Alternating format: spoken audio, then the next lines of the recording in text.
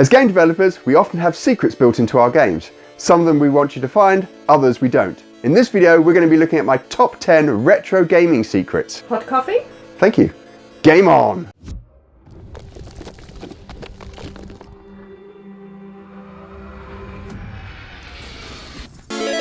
At number 10, we have Metroid on the NES. Now, fans of Metroid will remember the countless hours they spent trying to collect everything as fast as they could just to get the best ending within the game.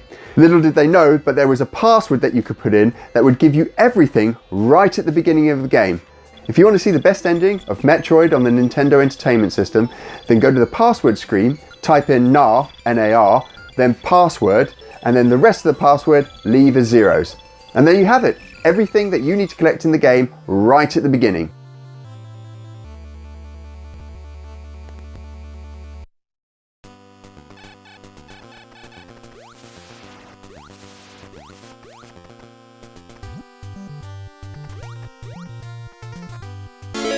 At number 9, we have Duck Hunt. Now everyone knows Duck Hunt, it's a family classic on the NES. You use this light gun to shoot the ducks that fly up from the bottom of the screen to the top and out. But did you know you could actually play with 2 players using the joypad? If you've got a NES, plug in the joypad into the second player's slot, and then the second player can actually control the duck, making it even more frustrating than it currently is.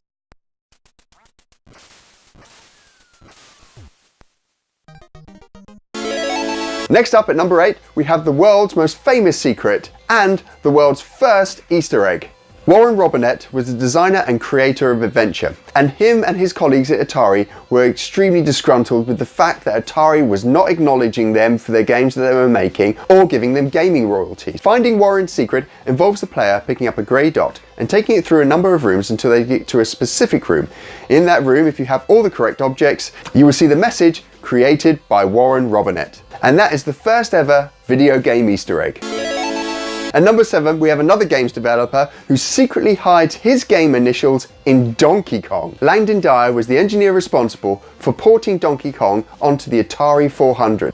To unlock Langdon's initials, you have to do the following steps. Get a high score of either 37,000, 73,000 or 77,000. You've then got to get rid of all your remaining lives, but your last death must be by falling. Then set the difficulty level to 4 and press the option button 3 times. Wait for the game to cycle through its demo screen, and at the end of that you'll see LMD appear at the bottom of the screen. Now these steps were impossible for any gamer to recreate, and it wasn't until 26 years later when Langdon himself revealed the secret to the gaming world that people could see his initials in the game.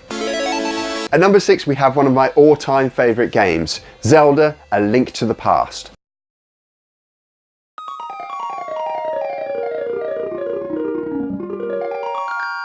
In 1990, the magazine Nintendo Power held a competition where one lucky winner would be picked at random to have their name appear in a future Nintendo game. That winner was Chris Houlihan. It wasn't until almost a decade later when players stumbled across the room. To find Chris's room, you have to actually get the game to glitch. Now, a common way that players have found to repro this glitch is to have the Pegasus boots, to start off in the sanctuary, and then to run to the secret passageway underneath the castle. If you've managed to trigger the glitch correctly, then you should fall into a room full of rupees instead of the secret passageway underneath the castle. And inside the room, there's a sign which reads, "My name is Chris Houlihan, this is my top secret room, keep it between us, okay?" At number 5, Shadow of the Colossus on the PlayStation 2. Now everyone knows about the secret garden, but did you know you could get a parachute as well? To get it, you have to finish the game on normal, then on hard, then you have to play it again, press circle on each one of the statues to trigger hard time attack, defeat all 14 colossi, and then you'll get the parachute. Now the developers have said that there are actually 3 secrets to find. So we have the secret garden, the parachute, and one other still to be found. At number 4, we've got Doom 2. Now in the final boss of Doom 2, you can actually find John Romero's head on a stake behind a hidden wall. Now the story goes that they needed an object behind the main boss that the player could shoot at, and this was a green orb. Now 2 of the artists working on the project decided it would be funny to put John Romero's head on a stake and replace the green orb on a stick, and not tell him until after the game was released. John Romero actually found the head before the game was released. He decided to get his own back on the 2 artists by recording a piece of audio that says, "To win the game you must kill me, John Romero."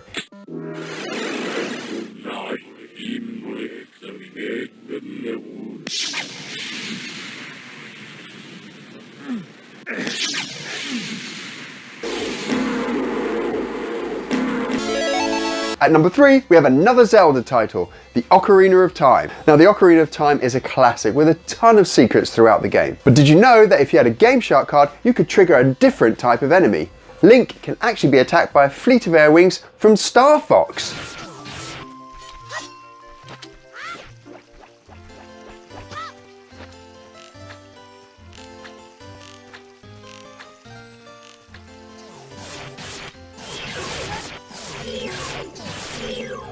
Now, there were a lot of theories from fans why the air wing was included in the Ocarina of Time. In the end, Nintendo came out and told fans that the reason why the air wing was in the Ocarina of Time is because Volvagia, one of the dragon bosses, actually used the air wing's motion code.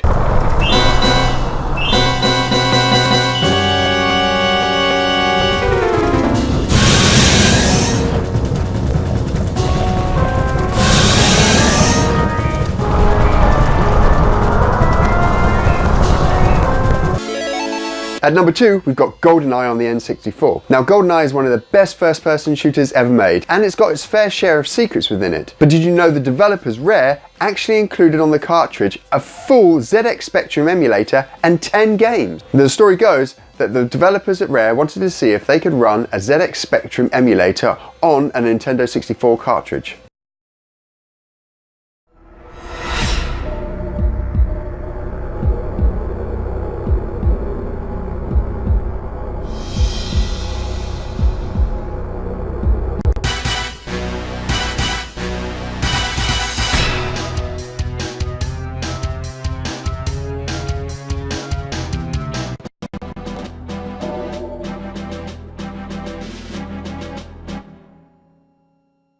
It wasn't until 15 years later, when hackers got hold of the ROM, that they found the ZX Spectrum emulator in there.